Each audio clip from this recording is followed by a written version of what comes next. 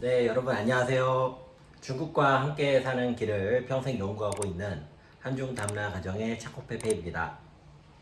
네, 좀 휴일 개념으로다가 오늘을 좀 보내려고 하다가 또 잠깐 일이 있어서 또 이제 일하러 왔다가 또 겸사겸사 한번 촬영을 하고 있습니다. 네, 이번에는요. 중국 경제가 붕괴 직전이라는 그런 이야기를 참 많이 듣고 있어서 과연 그렇게 보는 것이 맞느냐. 그 다음에 뭐 붕괴를 할 수도 있고 안 할 수도 있는데 이것과 관련해서 우리가 어떤 인사이트를 가져가는 게 좋을까 하는 부분에 대해서 제가 한번 했던 생각들을 여러분들하고 나눠보려고 합니다. 예, 얼마 전에 미국의 월스트리트 저널에서 발표된 자료에 따르면 2023년도에 미국과 EU, 유럽연합의 GDP를 예상을 한 것이 나왔는데요. 아주 충격적입니다. 여러분, EU가 유럽연합이기 때문에 경제의 규모가 미국과 거의 비슷했어요. 그리고 이 미국 하나, EU 하나, 그 다음에 중국에 일본 더하기 한국을 해주면 요 세 개가 세계를 거의 뭐 3분 전환한다고 봐도 될 정도로 거의 크기가 비등비등했습니다. 그러다 보니까 미국에서는 한중일이 하나의 경제체제로 묶이는 걸 굉장히 피하려고 노력을 했던 측면들이 다분히 있었죠. 자, 그런데 이번에 월스트리트 저널에서 예상을 한 거를 봤더니 2023년에 미국의 GDP 규모가 약 27조 달러 정도가 될 것 같은데요. 유럽연합이 EU가 한 15.7조 정도밖에 안 될 것 같답니다. 자, 무슨 말이냐면요. 유럽연합의 경제 규모가 이제 미국의 절반 정도밖에 안 된다는 거예요. 자, 그런데 뭐 동일한 자료 베이스는 아니지만 중국의 경제 규모는 2022년에 한 20조 달러를 돌파한 것 같거든요. 자, 그러다 보니까 중국이 이미 체급이 유럽보다 커진 상태에서 이제 미국하고 중국하고 진짜 투톱 구조로 가는 이런 구조로 가는 게 느껴집니다. 사실은 이제 우리가 코로나가 시작이 되면서 우리 그 많은 경제 전문가들이 예측을 하는데 이게 제가 말씀드린 대로 미국이 하나가 있고 EU가 있고 또 중국 중심으로 아시아가 있었거든요. 자, 그런데 요 셋 중에 어떤 놈이 먼저 나가 떨어지냐 이런 게임으로도 볼 수 있다라고 했던 기억이 있습니다. 자, 그런데 현재 상황은 유럽연합이 먼저 나가 떨어지는 그런 구조로 가고 있다. 자, 요런 정도는 우리가 조금 알 필요가 있을 것 같습니다. 자, 제가 요즘에 이제 중국이 곧 붕괴를 한다라는 얘기를 왜 많이 듣냐면 저도 유튜브를 보니까 이제 듣는 것도 있는데 저랑 연락을 하시는 분들이 그 얘기를 많이 해주세요. 그래서 현장에 또 제가 있다 보니까 야, 중국이 곧 붕괴한다는데 거기서 뭐 하냐, 무슨 뭐 붕괴가 뭐 지진으로 뭐 건물 붕괴하듯이 그렇게 얘기를 하시더라고요. 그래서 제가 이런 거 많이 느끼는데 한번 이런 생각을 해봤습니다. 자, 붕괴를 하는 게 사실이고 아니고를 떠나서 중국 경제가 붕괴를 한다 그러면 우리나라에서 어떤 집단이 가장 이익을 얻는가, 그런 어떤 합리적인 의심을 위해서 한번 생각을 해봤어요. 첫 번째는 이념 중심으로 정치를 하는 분들은 이익을 받게 돼 있습니다. 왜냐면 중국은 공산주의 국가로 얘기를 하기가 좋거든요. 자, 그러니까 중국이 위험하니까 피하자. 그럼 아주 얘기가 좋아지죠. 자, 두 번째는 매출 규모를 줄이거나 구조 조정을 하고 싶어 하는 기업들 입장에서는요, 중국 경제가 위험하다고 하는 게 도움이 됩니다. 자, 왜 그러냐? 지난번에 이제 SK의 최태원 회장께서도 그렇게 강하게 역설을 하셨는데, 사실상 지금 우리 기업 입장에서는 중국 시장을 빼버리면은요, 매출을 증가를 할 데가 없습니다. 제일 제가 봤을 때 무책임한 얘기가 사업 구조를 다각화해가지고 중국에 집중하지 않아야 된다라고 하는데요. 중국에서 빠진 만큼 어디서 메꿔줘야 되잖아요. 그게 안 된다는 겁니다. 자, 그런 상황에서 기업의 오너라든지 아무래도 좀 사회 기득권층 입장에서는요, 매출 규모가 조금 줄어드는 게요, 자기 입장에서 자기가 원하는 대로 가지고 있는 기업체나 조직을 재정비하는 데에 활용되는 일도 있습니다. 자, 그러다 보니까 중국이 안 좋다라고 해버리고 중국 비즈니스의 비중을 줄이면 결과적으로 회사 매출이 줄어들 가능성이 크고요. 이것을 통해서 본인들이 원하는 대로 운영을 하기가 훨씬 폭이 넓어지는 그런 또 합리적인 의심이 가능합니다. 자, 그 다음에는요, 중국이 힘들다고 하면 무조건 그렇게 통쾌하고 좋아해 하는 어떤 그 저질 정보 소비 계층이 있는데요. 이 사람들과 그 다음에 이 사람들을 대상으로 정보를 판매하는 분들한테는요, 중국이 곧 붕괴한다 이런 얘기가 많이 나왔을 때 아무래도 이익을 본다고 봐야 될 것 같습니다. 자, 이제 이런 얘기를 하다 보면 좀 제가 씁쓸한데요. 그러면 차고페페 네가 보는 지금 중국 경제가 어떤 상황이냐, 자 이런 거를 조금 말씀을 드려보기 위해 제가 조금 과거에서부터 여러분들하고 한번 상황을 리뷰를 한번 해보도록 하겠습니다. 현재 이제 미국이 올린 금리가, 기준금리가 약 5.5% 수준까지 가면서 우리나라하고는 2%포인트나 벌어져 버린 상태가 됐습니다. 자, 우리나라는 이제 금리를 한국은행에서 더 이상 올리기 힘들어하고 있죠. 자, 그런데 이것은 미국 입장에서 봤을 때는 국내적으로는 코로나 기간에 엄청나게 거대한 유동성을 풀어버린 겁니다. 자, 그러다 보니까 이 유동성을 흡수하고 또 물가 상승률을 낮추기 위해서 이렇게 금리를 가져간다라고 할 수가 있습니다. 이거는 이치에 맞는 말입니다.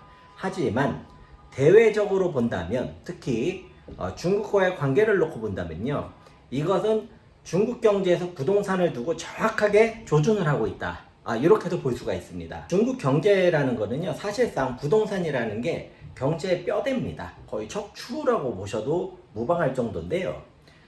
이 상황에서 2008년도에 금융위기, 미국발입니다. 미국에서 관리 제대로 못해서 금융위기가 터졌습니다. 그러다 보니까 우리 전 세계가 초저금리 시대로 돌입을 하게 되고요. 자산 가격이 엄청나게 올라가게 됩니다. 자, 그러면 중국은 뼈대가 부동산이라고 그랬잖아요.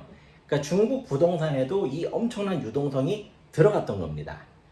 당연히 중국 입장에서 가장 좋은 건 뭐냐? 유동성이 고부가가치 산업으로 가서, 예를 들어서 뭐 태양광을 개발한다든지 뭐 반도체로 간다든지 해서 중국의 기업의 고부가가치 산업으로 전환되는데 도움이 되면은 얼마나 좋았겠습니까? 많은 이 돈들이 상당수가 부동산으로 들어가 버렸던 겁니다. 그래서 이 부분은 이제 중국 경제로서도 아쉬운 부분인 거죠.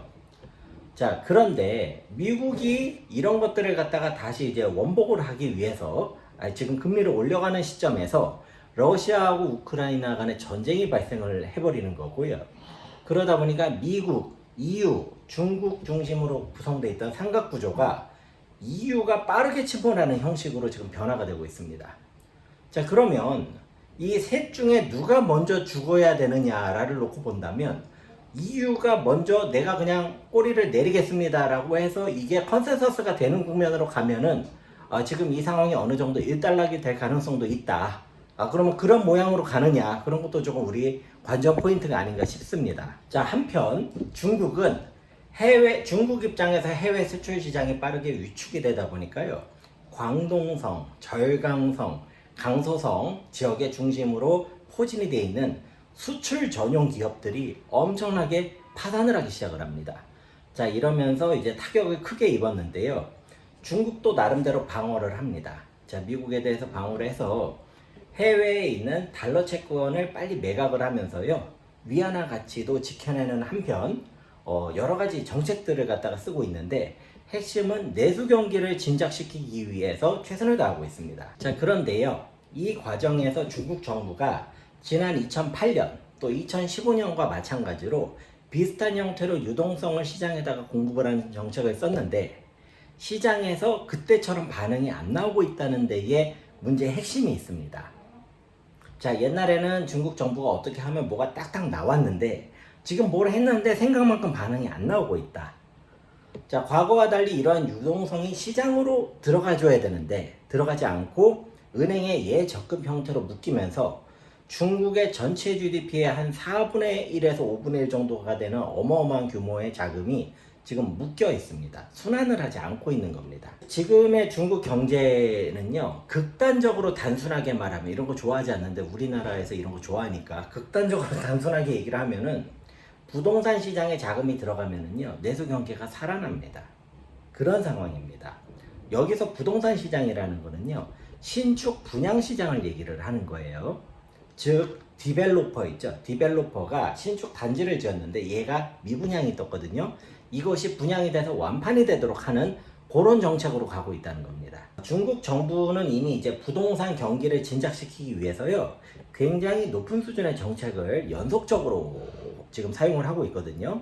제가 좀 간단하고 빠르게 공유를 드리면은요, 시엔고우라고 하는 구매 제한이 있습니다. 이 구매 제한을 갖다가 철폐를 하고 있는데, 구매 제한은 두 종류가 있어요. 후코우를 가지고 제한을 하는 게 있고 네가 몇 차를 살 수 있다는 채수 제한을 하는 게 있습니다. 두 개가 지금 다 철폐가 되고 있는데 베이샹광션이라고 불리는 일선 대도시는 아직은 조금 보류하고 있으나 신일선 도시라고 불리는 도시들이 있습니다. 30여 개의 이선 도시 중에서 15개의 과거로 치면 1선급이다 하는 그 일선 도시들이 있어요. 이런 도시들을 신일선 도시라고 하는데 신일선 도시하고 이선 도시가 빠르게 확산을 하고 있습니다.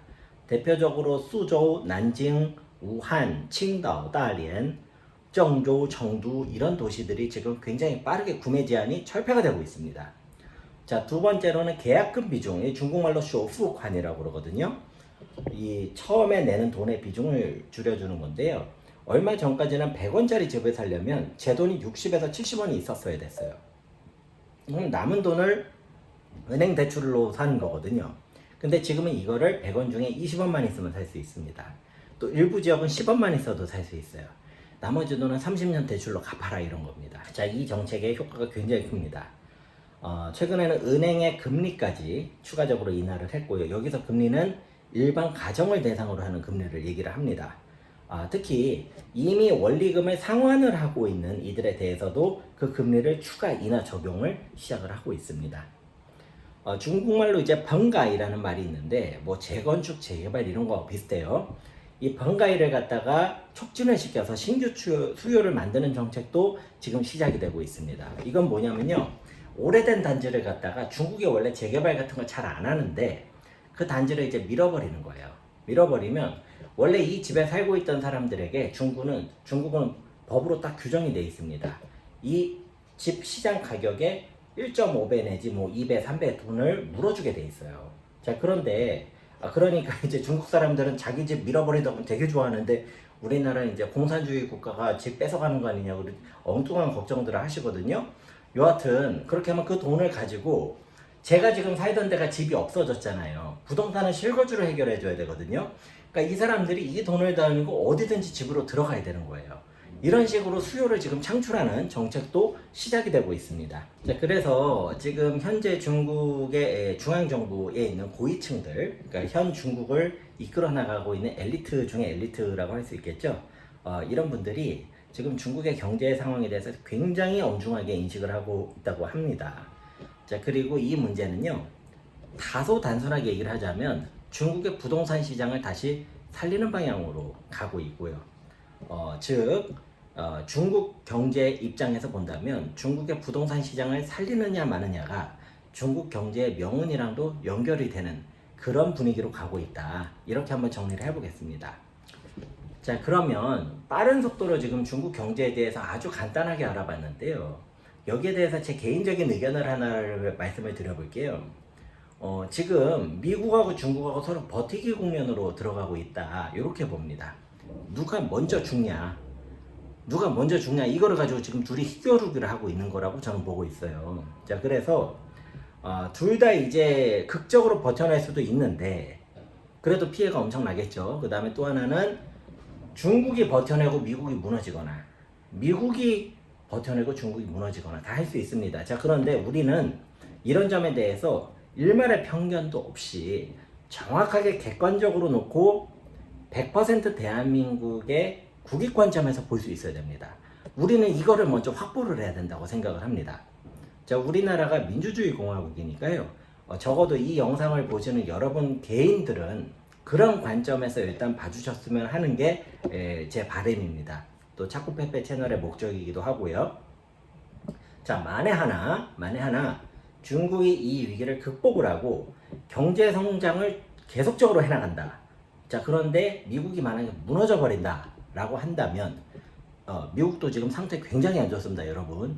미국 지금 상황이 굉장히 심각합니다. 자, 그래서 만약에 그런 일이 생긴다 그러면요, 우리가 이제 제발 중국이 뭐 돼? 중국은 뭐 이거는 무너진다. 이런 류의 근거 없는 얘기를 이제 그만하고 인정할 건 인정을 해줘야 됩니다. 그렇게까지 간다고 한다면요. 그러면은 중국은 완전히 이제 당나라 시대처럼 새로운 시대로 접어들 가능성이 크고요. 그럼 바로 옆에 있는 우리나라는 완전히 정신 바짝 차리고 포지셔닝을 해야 될 수가 있습니다. 자, 물론 이런 단계가 되면은요, 이제 우리나라에 그런 분들 계세요. 자꾸 형님 만들어가지고 자기가 붙으려는 사람들이 있어요. 제가 정말 싫어하는 사람들인데, 자, 이런 분들이 이제 갑자기 중국하고 친한 척 하면서 줄 서려고 막 나설 겁니다. 아주 이제 꼴 보기 싫은 국면으로 갈 수가 있어서, 저도 좀 이런 상황이 그렇게 탐탁지는 않습니다. 자, 한편, 한국 세간에서 보는 시각과 같이, 미국이 일어서고 결국 다시 미국이 자리를 지켜내면서 중국이 무너져 버린다고 한다면 중국의 경쟁력도 일단 거기까지였다는 걸 우리가 인정을 하면 돼요. 뭐 중화민족의 부흥을 외치면서 해봤으나 안 되는 건 안 되는 거구나. 그럴 수도 있는 거니까요. 자, 그래서 우리가 딱 지금 객관적으로 보자. 지금 상황이 이런 상황이다. 그리고 우리는 지금 우리가 더 정신 차려야 된다. 자, 이런 말씀을 한번 드려보겠습니다. 네, 그래서요 오늘도 또 이게 이제 번갯불에 콩 볶아 먹듯이 그렇게 또 영상을 촬영을 해봤는데, 일단 제가 좀 나름대로 정리한 것들을 가지고 구성을 해봤고요. 이런 내용들이 여러분에게 조금이나마 조금 상황을 보시는데 도움이 되었길 하는 바람으로 영상을 촬영을 해봤습니다. 시청을 해주신 모든 분들께 진심으로 감사드립니다.